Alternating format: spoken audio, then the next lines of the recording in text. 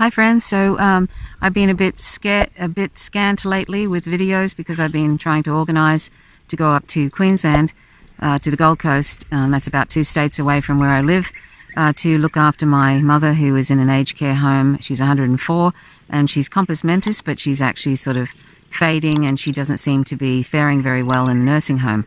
She's not eating, but she's drinking these nutritional drinks, but she's gradually kind of wasting away, and she doesn't sound like she's very happy there. But when I suggested that I would take her home to look after her at home, she sounded like it sounded like she thought that was a good idea, but then she would then go and say, but then apparently she said to my niece later that she's so exhausted, she sort of feels so awful, she doesn't care where she is in some ways. But I think that she would probably, at least at the end of her life, feel more comfortable, and with me being around, and I'd have some support coming in as well from aged care services that are government funded, that she probably would feel a bit better at home. And I want her to, the least I can do for her is to make the end of her life more comfortable and not suffering. When my brother died at the end of last year, he used to come in fairly regularly because he only lived just down the road from the nursing home. And now that he's gone, she's getting visits from my nieces, but that's not very often because they live in another town. And so she's feeling, I think her problems with dry retching, I hope this isn't too much information, but I'm trying to explain why I'm not going to be around much for the next 3 months. She has this problem with dry retching, which seems to have happened after her son died, Peter died, and they're doing their best to control that with chemotherapy, anti-nausea medication, but I'm not sure how well the staff are actually trying to address that. I don't know. It's hard to know because I'm in a different state, and they're not very forthcoming with information. They're not very good at communicating, the staff there. So that's an unfortunate thing, and that makes it very difficult to assess what's the best plan of action. So the only way I can really know what to do properly is to actually go there and see her. I've been trying to avoid traveling while COVID is happening. And I wanted to get a vaccination before I went, but if I wait for a vaccination, if I wait for them to roll out the vaccination so I can get one, it would take me either, it would take me at least a month to possibly 4 months for me to be covered. So I don't have that, the luxury of time.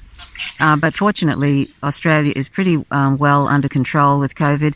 It's you get the occasional hotspot, which is immediately focused on and fixed, and there's tests and all of that. So there's not a whole. I think it's quite safe to have direct flights from where I am to see her, and they insist you wear masks on the plane and all of that. Even though there isn't much in the way of COVID around the place. Although airports and planes tend to be a bit of a problem, or sometimes it's more like the quarantine hotels can be a bit of a problem too. But I think it's probably fairly safe to be able to go and see her in a direct flight from this place, which is pretty much COVID-free at this point, Tasmania. So we'll see. Anyway, that's what I'm going to do. And so I've been very busy trying to make some arrangements so that I can stay there, so that we can have her at home. So, I'll be going up by myself. So I do not know how much I will be able to post in the coming months. I may decide it's not a good idea to take her to her home on the Gold Coast and look after her, which in that case I'll be coming home in about 10 days. If I decide to stay there by myself with Mum, it will be probably close to 3 months, unless of course Mum passes away during that time. And if she is still alive after 3 months, I will have to probably put her in a respite home, or waiting a permanent bed in a good aged care home, because I don't think I can stay any longer than 3 months. There are things that I'm responsible for here, and so it's just kind of like any longer than 3 months would be probably a bit of a problem for me.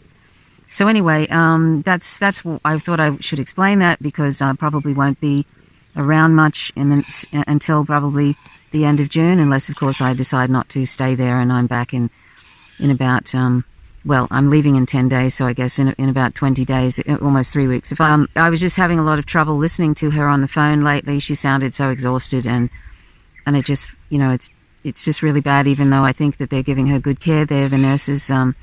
But it just sounded, she just sounds so sort of fed up and everything, and I feel like she probably would feel better at home, and if we have some good support too with the various health services that would come in under her aged care home package, that between me and these other people, I think I think it would have to be better, wouldn't it? I think, if you're actually in your own home and you've got your daughter looking after you and or with you all the time, and you have other people coming in to assess how you're going and help you feel more comfortable, and she can watch whatever she wants. I might put on some Downton Abbey or something for her. She likes those kind of period. She likes those kind of period shows, and she likes cooking shows. So I mean, I'm hoping that she will find that appealing, but not that she doesn't get to watch TV in the home. But you know what I'm saying anyway. So anyhow, at least she knows she has the opportunity anyway. If she declines, she has the opportunity of going home if she wishes. And so anyway, that's really all I want to tell you. That's if I'm absent or I hardly ever post in the next 3.5 months or in the next 3 weeks, it's because that's what's happening. So thank you so much for sticking with Faint Signals from Vega, and never know, I might be lucky enough to do a little live stream now and then and just say hi. But thank you so much for joining this channel, for all the kind words and the comments, etc. And I'll see you soon. Take care. Much love. Bye for now.